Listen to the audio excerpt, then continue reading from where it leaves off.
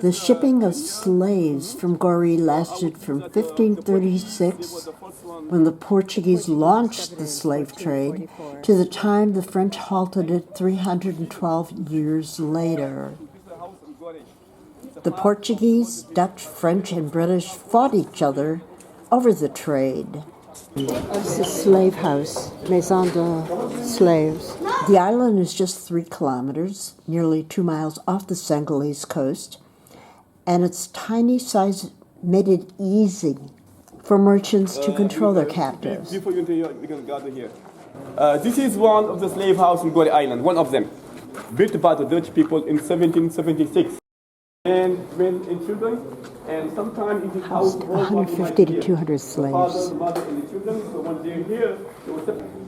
10 people were chained in here. With here, 2 meters by 2 meters 50. And how many? 10 slaves, man. Each slave had to weigh 60 kilos before they were sent off, and they would keep them usually for 3 months. Weigh them right over here. Am I not a man? This little cell was for maximum security if you were considered a danger. They had an iron door on it.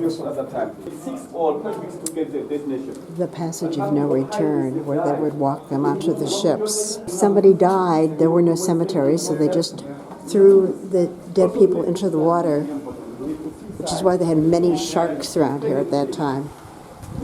The surrounding waters are so deep that any escape attempt would ensure death by drowning. Not only that, a 5-kilo metal ball, that's over 10 pounds, was permanently attached to their feet or necks, so any captured African would know just what jumping into the deep water would bring.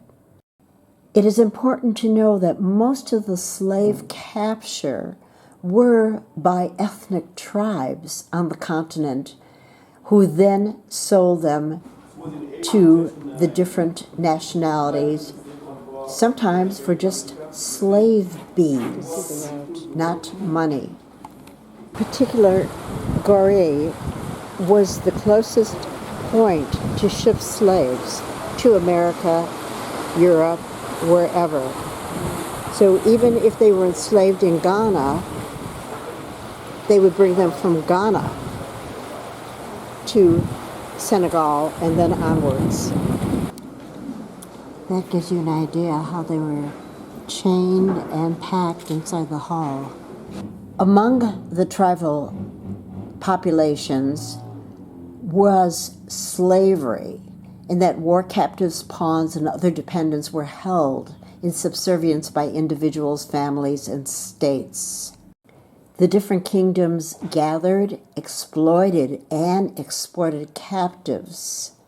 And Europeans voyaging and visiting the West African littoral found that they were able to seize and purchase captives.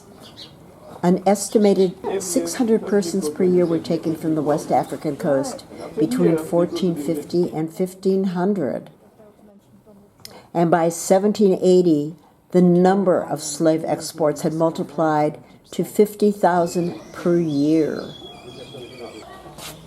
You would think it's just a little Mediterranean village, not a place where every single house was a slave house.